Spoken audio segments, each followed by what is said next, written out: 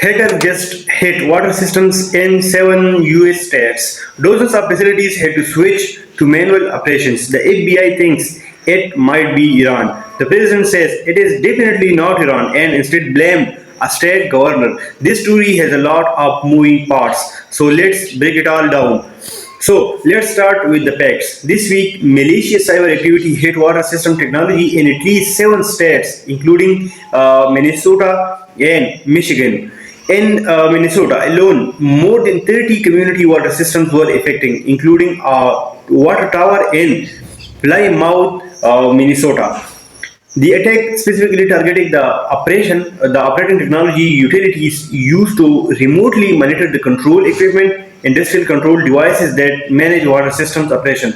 Because of that, several utilities had to switch over to manual operation just to keep things running safely. And here's the important reassurance. Minnesota officials confirm that none of the actual water supply was compromised. This was an attack on the control system, not the water itself. So now, the big question, who did this? The FBI working with the EPA issued a giant warning describing this as a border campaign, and investigators are actively probing whether Iranian state-linked hackers are behind it.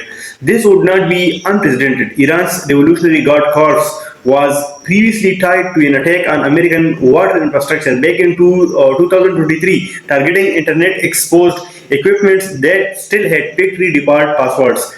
But in this matters, officials have been clear that attribution isn't confirmed yet. Sources told CBS News they are also considering whether whoever did this deliberately tried to make it look like Iran, specifically to stir up tensions while the US and Iran are already in active conflict. So right now, this is a real investigation, not a confirmed conclusion.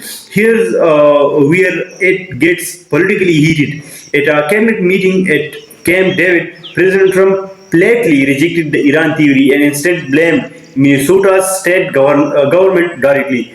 He called the state grossly incompetent, pointed a finger at Democratic Governor Tim Walz personally and dismissed the Iran's angle, saying in his word, Iran should be so lucky and has bigger problems than targeting Minnesota. Governor Walz pushed back publicly on social media, pointing to federal cuts to CISA, the Cybersecurity and Infrastructure Security Agency, as part of the region's state.